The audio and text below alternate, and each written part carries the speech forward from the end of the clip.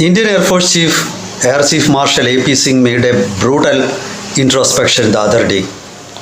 Speaking at a seminar on self-reliance in Air Force, he said Indian Air Force was lagging behind Chinese Air Force, that is the People's Liberation Army Air Force.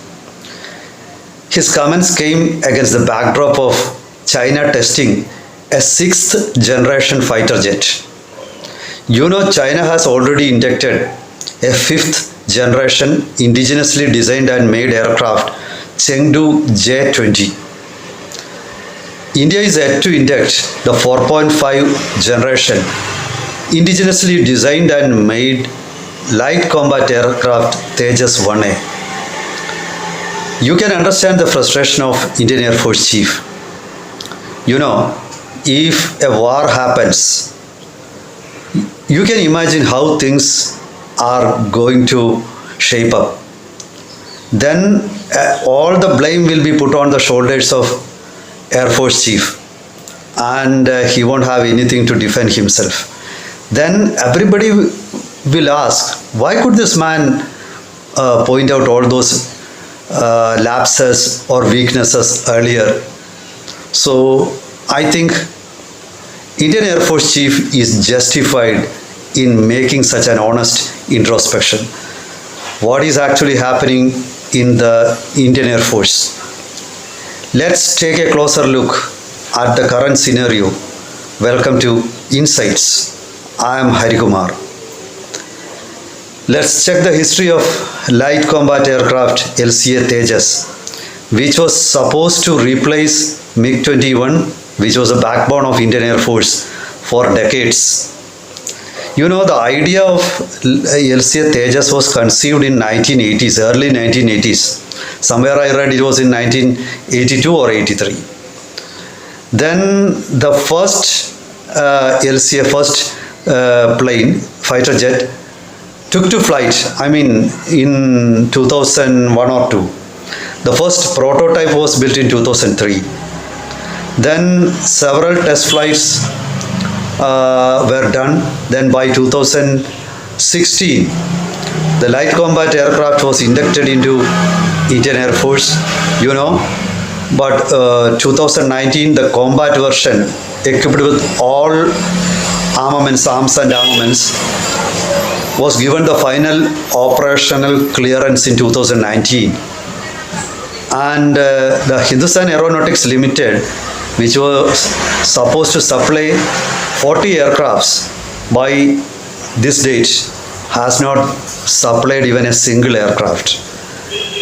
The HAL blames US aircraft jet engine manufacturer General Electric GE for the hiccup. They say GE has not delivered F404 engines which are supposed to be fixed on the aircraft. So that is true. Now, you know, the GE says because of supply chain hiccups, problems resulting from Ukraine-Russia war and other complications, they were not able to meet the deadline. And they are supposed to start supplying engines from this March. We don't know whether that will happen. But they should not have been allowed to get away with such delays, because actually what happened is that they subverted the whole indigenous aircraft manufacturing program of India. The LCA 1A has not even a single one has not been supplied to Indian Air Force. The LCA 2, Tejas 2, I don't know when the HAL is going to manufacture that, whether they have completed all the tests, we don't know. Then there was another program which is AMCA, the Advanced Medium Combat Aircraft. What is the current status of that program? Nobody knows. So if you ask HAL and other people concerned, they will give certain dates, but are those dates binding? Absolutely not, because if you look at the history, you will find that all the deadlines have been religiously violated. So you cannot believe, nowadays you cannot believe what the company says. The company says they have finished the second line of production also at Pune. They have got one line of production in Bangalore. But we don't know whether the Hindustan Aeronautics Limited will be able to meet deadlines. The problem is India has got all these excuses for delaying the production of indigenous aircraft fighter jet. But China doesn't have any excuses. They are already racing ahead of us. They have inducted they have pressed into service 5th generation J-20 aircraft. J-17, the indigenously designed, has already been pressed into service not only in China but in Pakistan also. The Pakistan is now demanding the 5th generation J-20 aircraft from China. So this is a sad situation. I feel Air Force Chief is fully justified in announcing the drawbacks in public. This has been the history. Even right from 1950s, this has been the tradition of India. I'm not just blaming the current government for this. Actually, when Indian Air Force, HAL conceived a light combat aircraft, then they thought that India will build indigenously and design and build indigenously a fighter jet engine named Kaveri engine. And that program was abandoned by 2012-13. Luckily, it has been revived, and now India is going to test it. A flying bird test will take place in the coming days very soon. Let's hope that is going to be a success. But let's return to the history of fighter jets in India. In 1950s, Pakistan was supplied by modern jets by the United States. The Saibo jet was there. Then, the Starfighter jet was there. All those jets were modern jets at that time. India didn't have any such fighter jet. At that time, India depended on the leftovers from British era. The tiny Nat planes, Indian Air Force depended on tiny Nat planes. Then there was a Vampire jets. All those were old jets, Second World War and even before, designed and were in service even before. In 1960s, India planned to purchase jets, fighter jets. Then the government of India had 3 lobbies.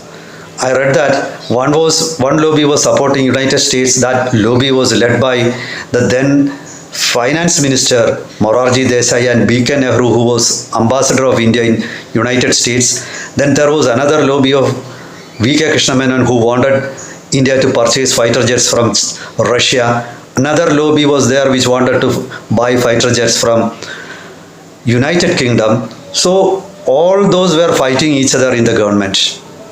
And the government was unable to take any decision. When India-China war occurred in 1962, India didn't have any modern fighter jets.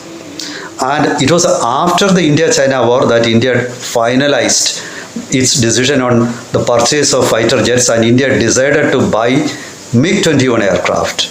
And India got it in end of 1964. The training of pilots was taking place when India-Pakistan war happened in 1965. The result was India couldn't use MiG fighter jets in that war. This has been the history of India. Whenever the government thinks about purchase of fighter jets, it becomes a political issue rather than a defense issue. So this is the problem. Even when the government of India wanted to purchase Rafale fighter jets, there were huge outcries. There was allegation of corruption. Now, when Narendra Modi government decided to purchase Rafale jets, and even afterwards, the French company started delivery, there were many complaints. There were baseless allegations. There were allegations that India was getting the jets at a much higher price than what Qatar got. So such allegations were raised, and because of this needless politicization of defense deals. India was unable to modernize its air force. Let's go back to the history of MiG jets. I remember in 2012, the then Defense Minister A.K. Antony made a shocking revelation in Rajya Sabha. He said India produced around 840 MiG-21 fighter jets. India got licensed from Russia to produce them in India. And of those 841 fighter jets, around more than 480 crashed. More fighter jets crashed in India during peacetime than in wars. So this is a sad situation. The complaint was that the fighter jets and the jet engines assembled in India were of a lower quality than the Soviet fighter jets.